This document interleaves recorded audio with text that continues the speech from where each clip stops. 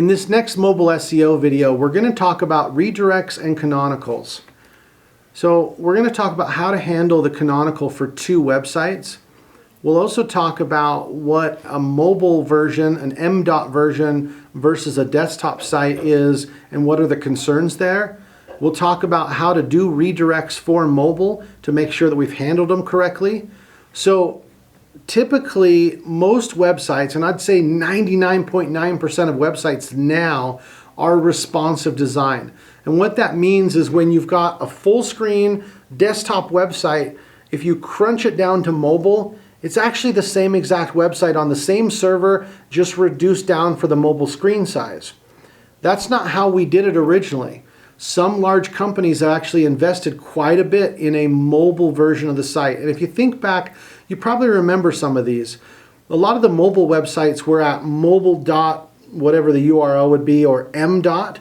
And if you have one of these M dot websites, because it's a subdomain, an M dot, that subdomain is treated by Google as a completely separate website.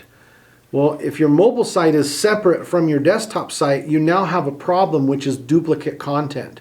Because theoretically, you would have the same content on your desktop as you would on your mobile. It would just be arranged differently. And if there's a duplication in content, that will confuse the search engine and they won't know who to rank when somebody types in a search that's relevant to your web pages. And so here's how we handle it.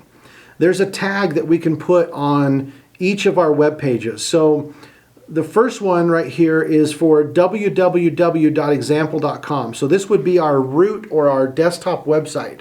And what we would do is we put this code that says link relative alternate media equals only screen and max width 640 href equals m.example.com. Okay, what does that mean? So let me explain it. It's saying that here's a link to a alternate bit of content, which is the same content, but it's just in an alternate location. And we're only using it when we use it for 640 pixel and smaller websites. So if it's a mobile device, we're kicking people over to this other subdomain. And then the href is the location of that subdomain. Href stands for hypertext reference. And so that's literally the location of a web page. Now, over on the mobile site, we would want to declare to Google that, hey, this is a copy of some other content. And the way you do that is you say link relative equals canonical. That means the original content is located back over at www.example.com. Hopefully that makes sense. So by having this reciprocal link, a link that says here's some duplicate, and on the duplicate saying here's the original, by having those bidirectional annotations, we're letting Google's crawler know that we know it's duplicated, and here's which one you should rank, which would be the desktop in this case. So make sure that you have that correct and make sure that all of your redirects are correct as well. Sometimes the mobile version of a website does not have all the pages that a desktop does. And so imagine a user was going to this nationalworldwide.com/news, but when they got kicked over to the mobile site on their mobile device, maybe that web page does not exist. If the m.nationalworldwide.com/news web page does not exist, where are they going to send the user? Well, if we haven't redirected them anywhere, it's actually going to send them to a 404 page. And this is a huge no-no. A 404 means the page does not exist. We can never have people going to a 404 page because that is going to hurt our ranking on Google. If Google knows that you have a news page and someone's on a mobile device and they go to it from Google and it takes them to a page that doesn't exist because it's not there on the mobile site, that makes Google look bad. And if Google catches wind of that and it happens more than a few times, we're going to be removed from the rankings altogether. And so the way that we handle it is with a 302 or a 301 redirect. Now you might have heard me say in other videos that I don't really like 302 redirects. Google's advice is that you should put a 302 and say, hey, this page isn't here, it's temporarily been moved over here, and just redirect the user. I like a 301 redirect, which is a permanent redirect, because I don't know why over time that would change. And so I like a 301. But either way, you should have a 301 or a 302 redirecting the user to a home page or back to a desktop page, somewhere that's going to give them the information that they're looking for. The other thing that we have to have if we have a mobile website, a separate mobile website, is we have to have what we call an escape hatch. So if you see this link on the screen, it says, take me to the desktop optimized version. This is just one way of saying it. Sometimes you just see the word desktop.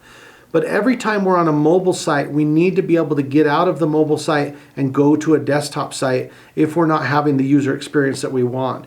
Google will specifically look for that and make sure that you have an escape hatch on every page so users can get to a better experience if they need it. And then the last couple of things we want to talk about here are regarding redirects and redirects done properly and improperly. And so if you look at this Google listing, it says National Worldwide 2014 Conferences may open the site's homepage. So this is on a mobile device, and what it's saying is, hey, this conferences page, it doesn't exist. And so we've got a redirect to the homepage. So if you click on this, you might just get redirected onto the homepage of the website. Now, if you're doing this correctly, Google won't penalize you, and it will take you to the right pages. Now, another thing that you can do is you can redirect all your pages correctly, and Google will take note of that and do something called a skip redirect. So if you look at this mobile result, on the results page, it says www.nationalworldwide.com. Well, on this particular site, there's a mobile site, and so it wouldn't really actually take us to a www.nationalworldwide. It would take us to the m.nationalworldwide. Now, the way that this would normally work is if we clicked on it on our phone, it would take us to the desktop page. It would say, oh, you're on a browser, and it would shoot you over to the mobile page, and that's what ultimately would load. Except for there's a little bit of lag time.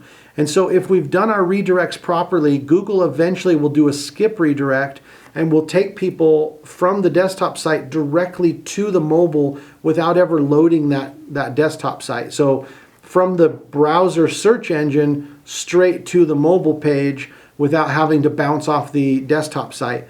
And that's good because it provides a better user experience. It's less latency, it's going to load faster, and it's just going to make it a happier user.